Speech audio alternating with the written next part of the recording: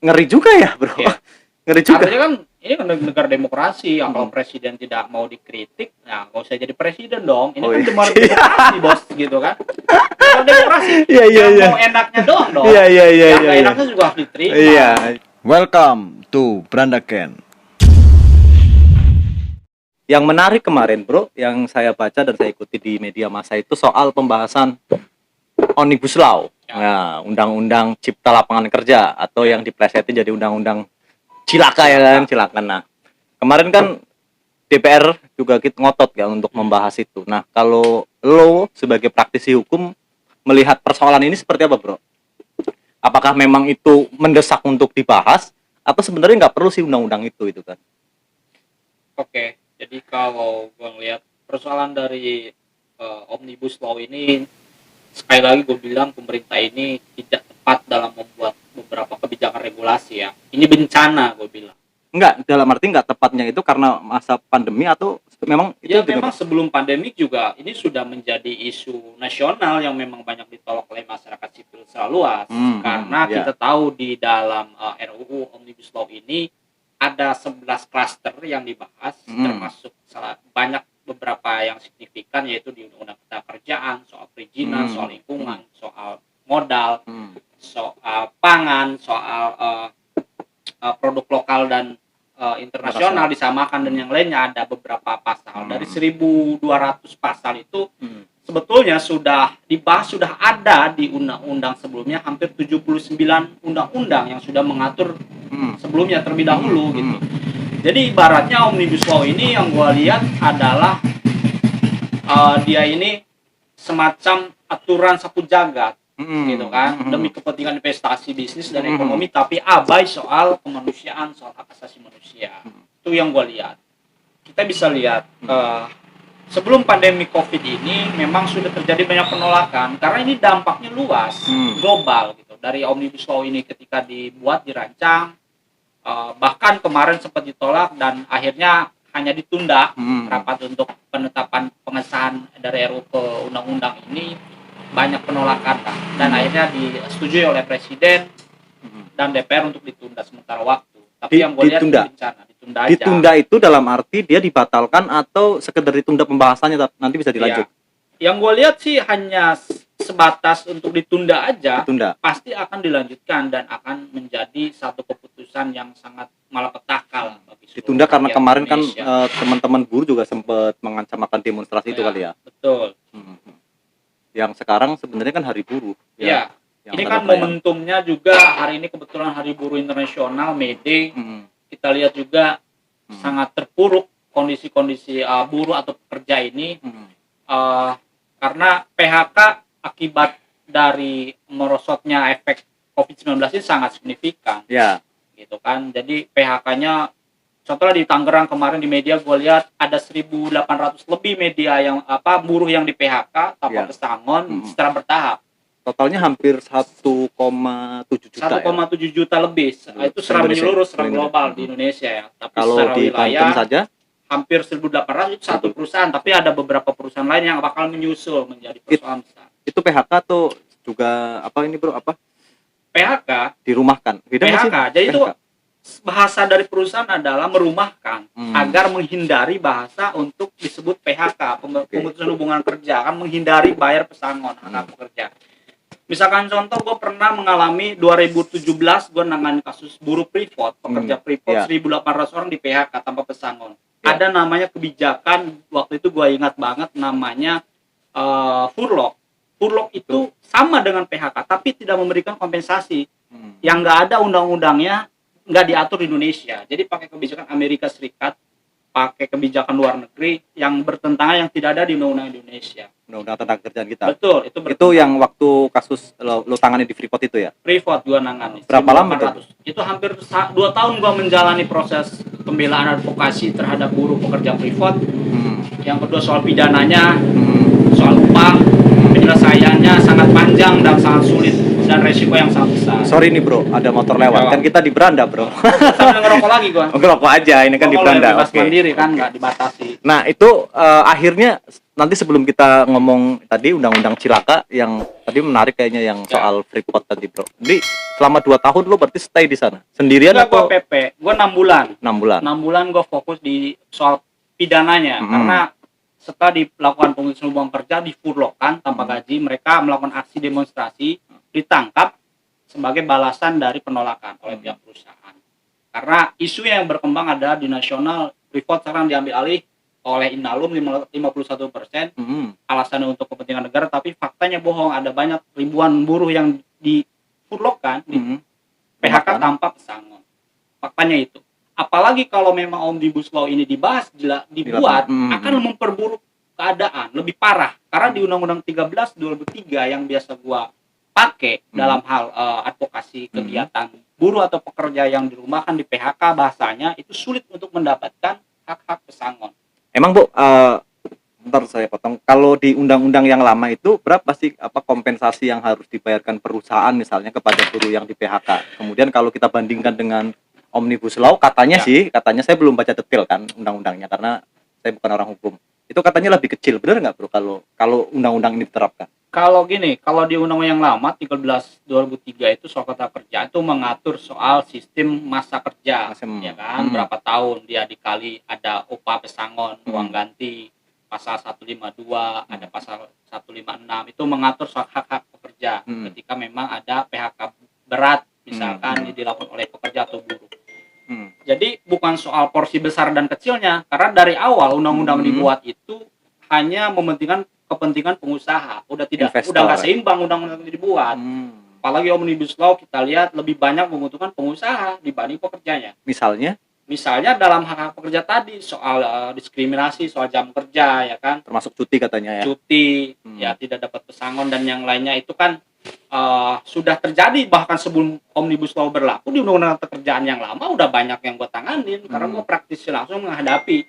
Ketika orang-orang di PHK tanpa alasan yang jelas, tanpa dibayar pesangon, udah 10 tahun, 15 tahun, 20 tahun orang bekerja tanpa kompensasi, dapat pesangon.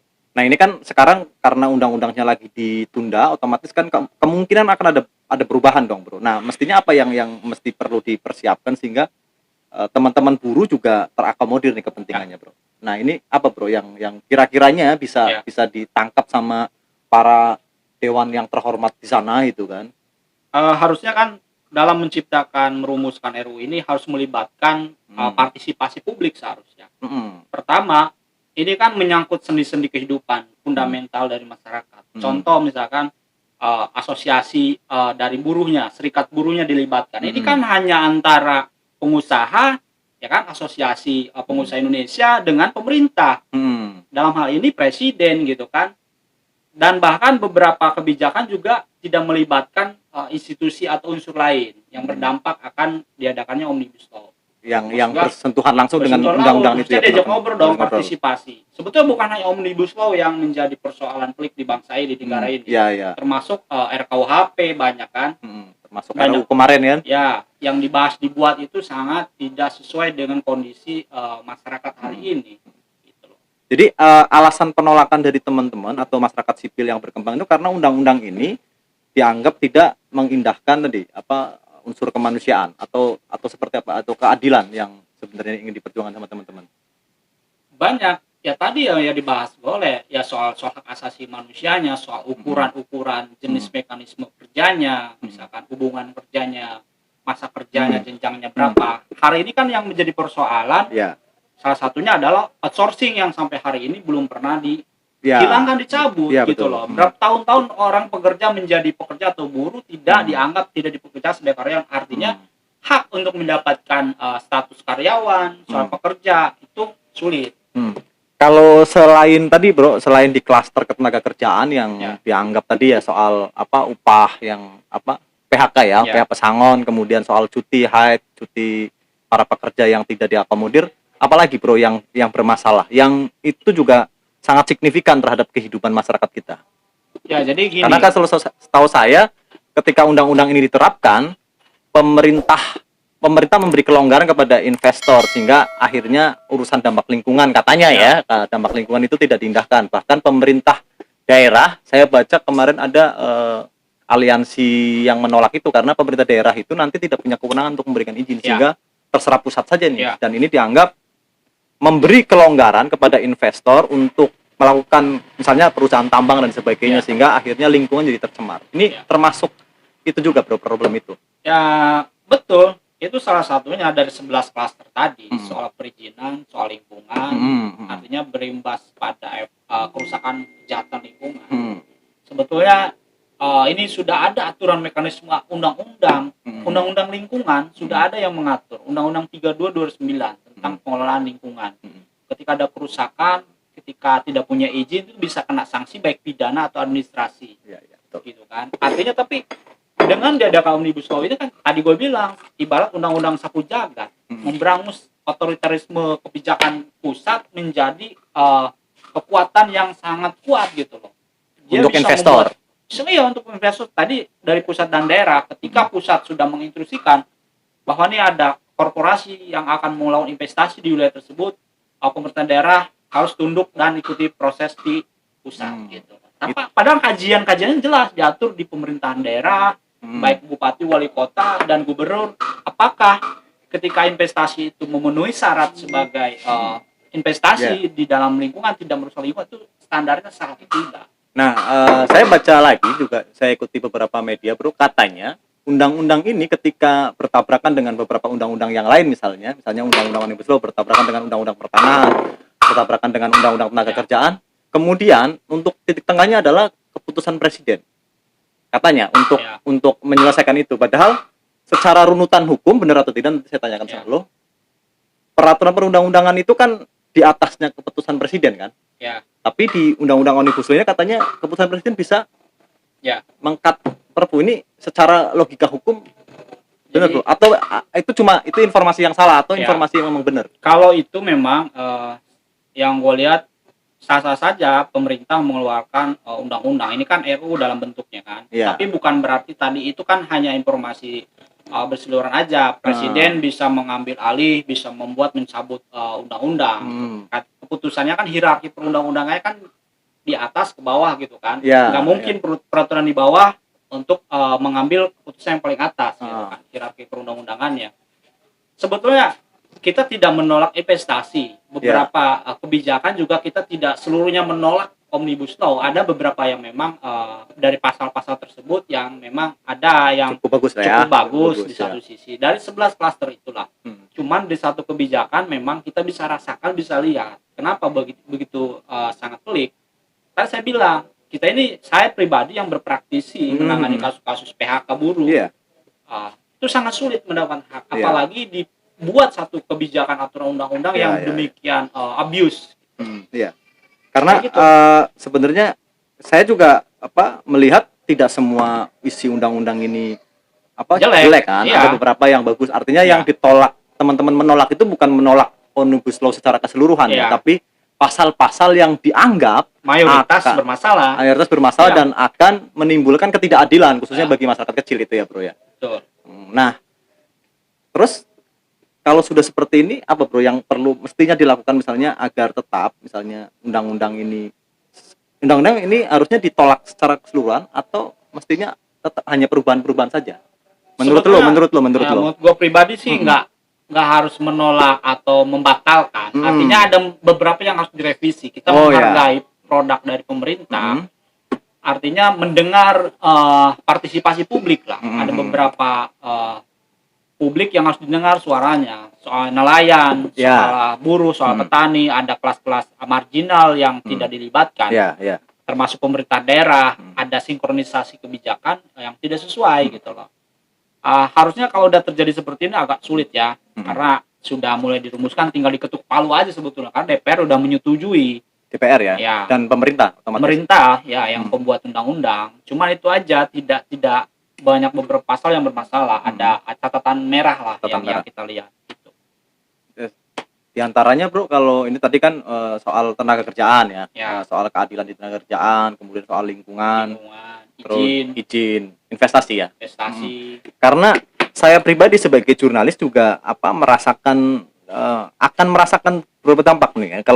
Kalau saya kemarin saya sama teman-teman coba list, ada beberapa nih yang saya catat, misalnya pasal 217 sampai 22 tindak pidana terhadap martabat dan wakil presiden. Ini kan juga ambigu ya. Ya. Artinya ketika kita pers mengkritisi Ya. kebijakan pemerintah dianggap Ya. akan menghina presiden, akhirnya Betul. kita kena Betul. delik itu. Nah, ini juga Ya. seperti apa, Bro? Karena sepanjang Covid ini saja sudah ada berapa aktivis yang Ya. sudah kena Yang dikriminalisasi yang lah dikriminalisasi. Terakhir kan yang kasusnya siapa itu? bahasanya. Alvaro. Alvaro ya.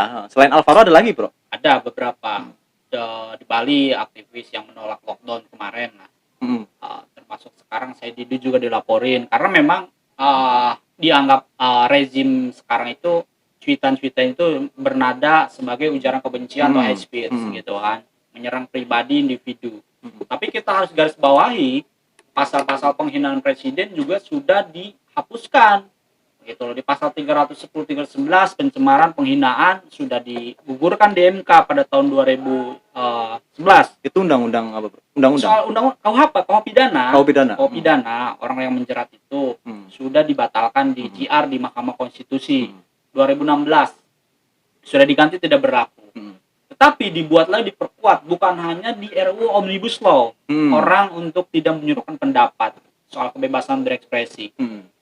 Bisa kita lihat di RKUHP juga sama. Gue lawyer pribadi juga berdampak ketika gue menangani kasus di beberapa pasal 107 kalau tidak salah di RKUHP menyebutkan ketika kita melakukan pendampingan hukum atau melakukan di persidangan tidak sesuai kaidah, dianggapnya melecehkan martabat hakim, itu bisa dipidana.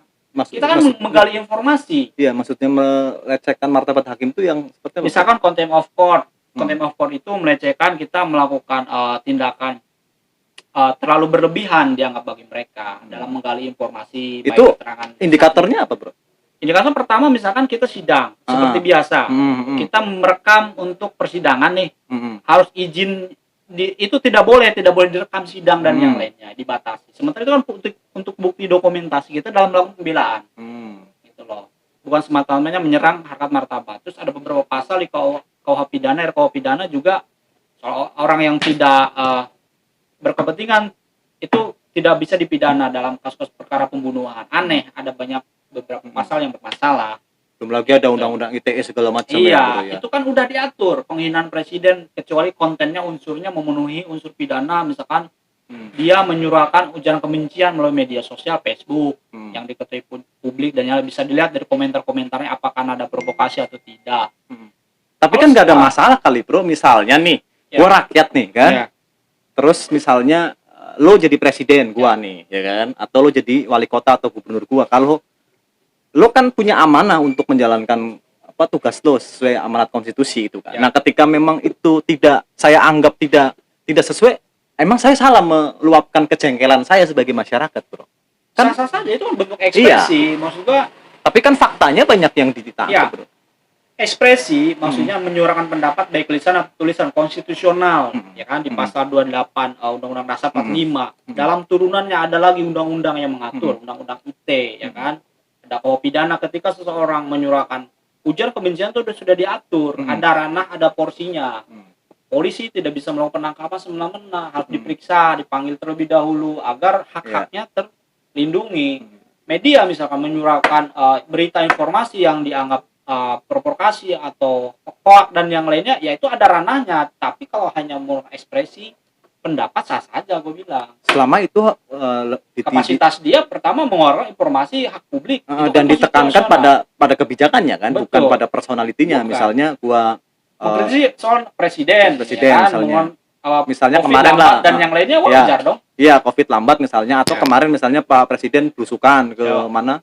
Bogor. Di Bogor itu ya, yang katanya di dekat rumahnya itu. Nah, orang kan pasti ada yang suka, ada yang enggak kan. Betul. Ada yang nganggap misalnya, masa Presiden menjalankan misalnya tugas RT itu kan. Kan bisa saja kan orang melontarkan begitu itu kan. Atau ya Pak Presiden itu kuasanya besar loh, kok ngurusin yang begitu, itu kan urusan RT itu. Tapi pada satu sisi saya sih senang melihat Tommy turun itu kan. Nah, ngeri juga ya, Bro. Ngeri juga. Artinya kan Ini kan negara demokrasi, ya kalau presiden tidak mau dikritik, nah nggak usah jadi presiden dong. Ini kan cuma demokrasi bos, gitu kan? Kalau demokrasi, yang mau enaknya doang dong. Yang nggak enaknya juga harus diterima. Kenapa harus berdemokrasi dari awal? Gitu. Artinya siapapun yang menjadi pejabat publik, yang diberikan amanah publik harus siap untuk karena itu sebagai pelayan masyarakat publik, gitu dong. Oke, siap bro. Kayaknya ngopi dulu bro. Oke, gue minum dulu ya. Habis.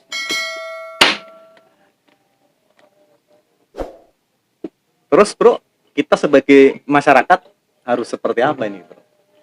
Agar paling tidak memahami persoalan hukum, sehingga ketika saya menyampaikan pendapat saya aman lah bro. Apa saya harus hati-hati? Sementara kan kalau saya punya unek-unek nggak dikeluarkan juga bisa stres kan? Gini kan. Pertama ini kan bagian dari edukasi. Kita buat konten seperti ini mendidik edukasi, bukan serta-merta melakukan ujaran penyerangan terhadap martabat seseorang atau siapapun. Ini kan edukasi ke publik. Orang kan perlu tahu hukum itu harus disosialisasikan. Ada hak orang lain yang memang Anda berhak untuk berbicara, tapi memang ada batasan tertentu, apakah ranah pidana atau tidak. Tapi kita apalagi jurnalis, pers itu kan salah satu lokomotif dari demokrasi, termasuk gua lawyer katanya ya. Iya, kita kan sebagai pilar keempat harus mengontrol jalannya pemerintahan juga. Jangan sampai pemerintah ini berpikir negatif, akhirnya melakukan penangkapan paksa terhadap kita gitu kan. Nggak boleh gitu. Ini kan negara demokrasi. Harus menerima pendapat, kritik itu penting. Kan kritik kita adalah konstruktif, bukan destruktif. Itu aja. Artinya ketika kita maki-maki itu kita anggap bagian dari partisipasi publik aja. Betul, ya. Tidak perlu aja. Oke, siap. Oke, terima kasih Mas Bro sudah mampir di Brandaken.